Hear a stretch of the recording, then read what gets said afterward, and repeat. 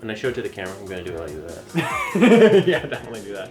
Welcome back to H4G. We're going to be rocking Link, the Faces of Evil today, the sibling game to Wand of Gamelon, which we reviewed last time. If you haven't checked that one out, click here, give it a check, give it a view. It'll give you a little bit of background on these two sibling games for the Philips CDI. Is a CDI the same thing as an STI? It's like a $700 90s money STI. Is that why you keep it by your crotch?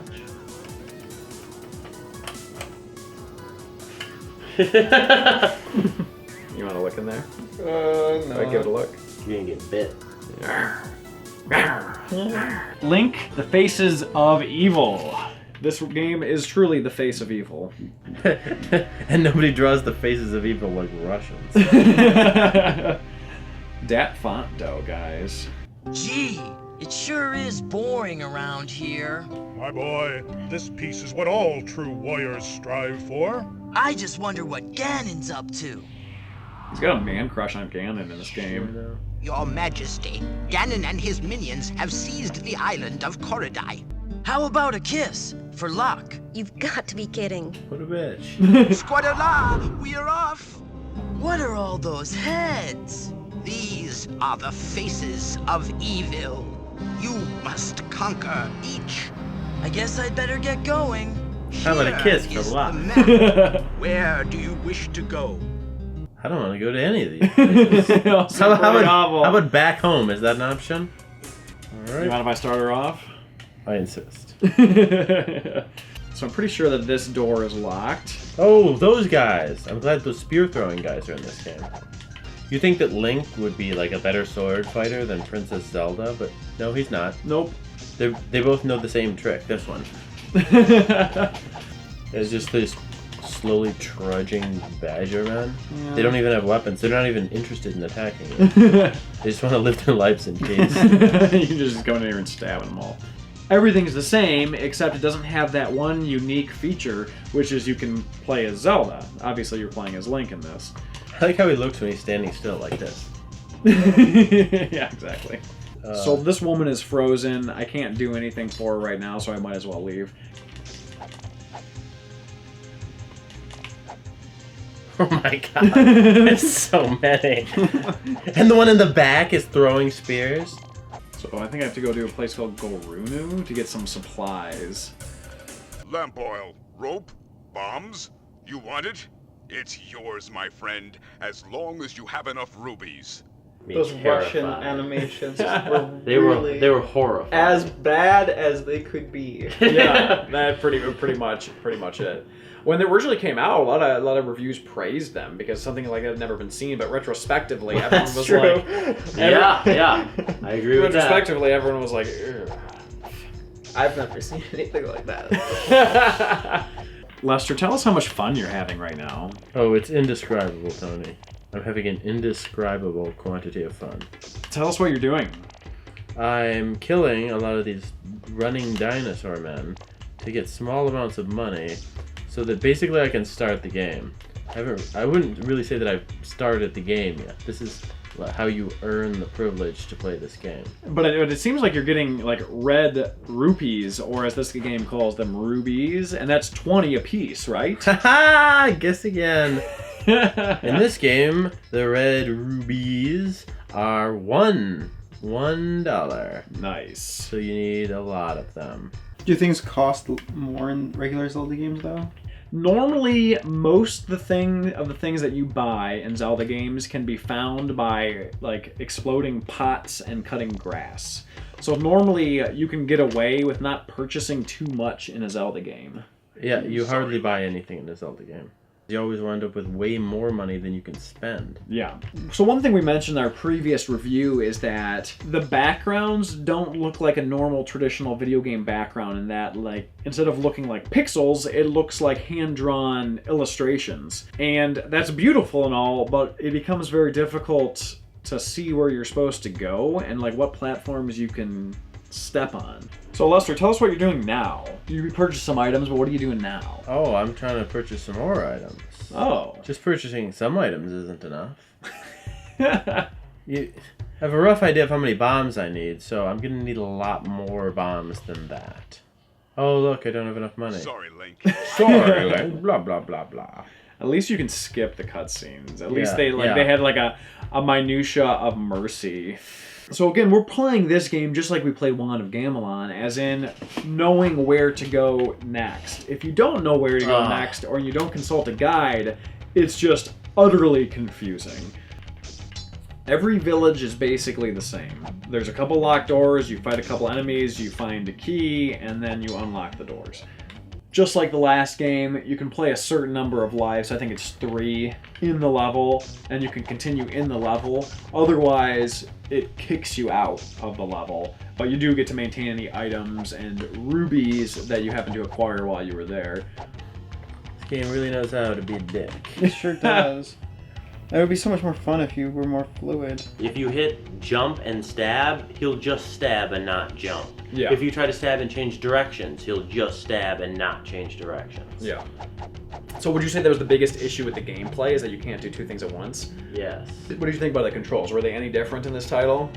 Oh, they were terrible. There's still terrible. nothing mapped to the 3 button. There's 3 buttons on the Philips CDI. Nothing was mapped to the 3rd one at all. See, that's terrible. At least the game is also merciful in that there's not really a jumping like sound.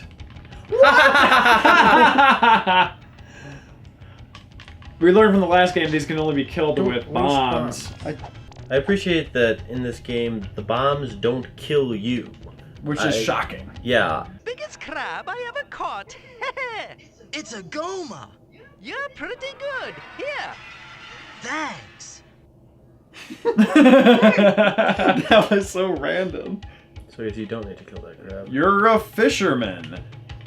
I caught this. Here, have this. Have the sword.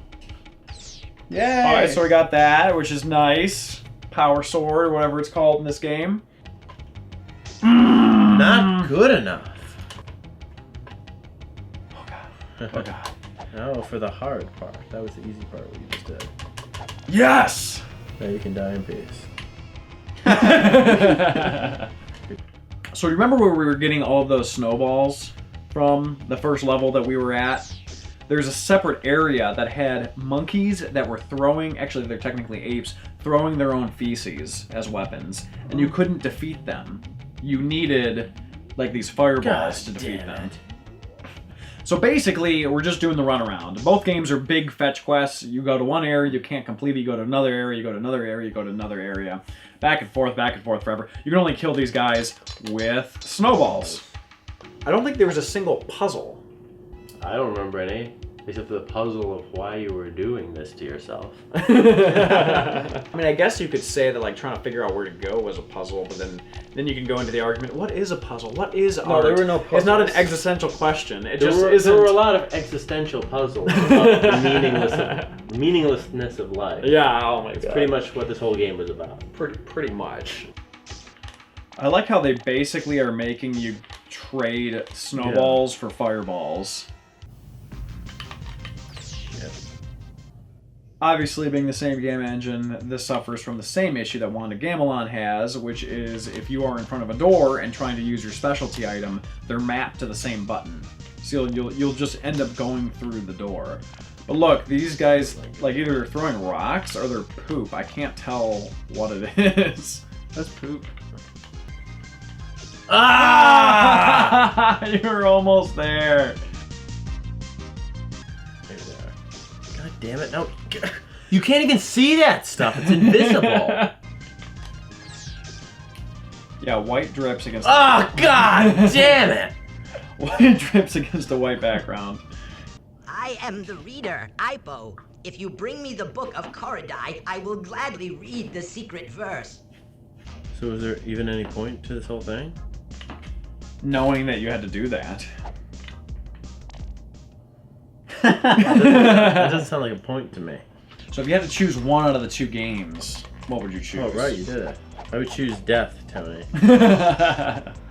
It's like you have to beat a certain number of enemies and move in certain directions for other enemies to spawn. So like if you didn't know their spawn pattern, it comes as a total surprise. Oh, yeah. Like, surprise! Enemies. It's mighty dark with all the evil about. Keep this lantern full. It'll light your way. Thanks. So now we can use the lantern oil and go into dark areas. Whoa, what a privilege. I just feel like everything in this game is a gauntlet. Like, it's one series of fetch quests after another, but in order to do so, you have to go through a gauntlet, and you have to pay premium prices for every item. Oh, you almost made it. Stop! No! Just hip hopping around like. Well, I was trying to do it. Go Jump! Stop! Just jump! Just do one jump at a time. Yep. No. Now go. What is that? It looks like a heart. Look what has happened. In the darkest nightmare hour, when not moon nor sun has risen, I take Zelda in my power. I shall keep her in my prison. And in this game, I think that there's a little bit more of complexity to the enemies, like the fireballs and the snowballs, the raft, ever so slightly, not really significant at all, but ever so slightly. Really digging, really searching here. They Really kind of dragged it down for me. The whole having to collect a whole bunch of snowballs and then collect a bunch of fireballs and then you have to go collect more snowballs. Yeah. Well, I didn't have to do that, so. On one hand, I would only give this game a rating of 1, but on the other hand, I'm changing my rating of the other game to 1.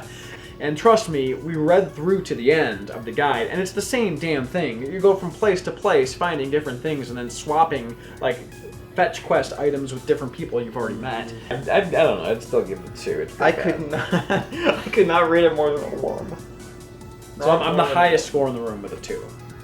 Yeah, because you re-rated yours to a 1. Yeah. Do a 1.9. I'll do a 1.9. Stay tuned. Eventually, we're going to be rocking Zelda's Adventure, which is a different team, a different engine. It's top-down, like a normal Zelda game, but it still has some serious Philips CDI syndrome. I don't know, Tony. I have a good feeling about this one. Oh, good. I was actually really excited to play it. Well, Too bad. Godspeed. Hey, thank you for watching Hard for Games. If you're interested in seeing some more Zelda and CDI material, we have our CDI playlist on the upper right. You can click that, or you can click the upper left for our Zelda beta questing videos. And don't forget to subscribe to Hard for Games. We release new episodes every Tuesday.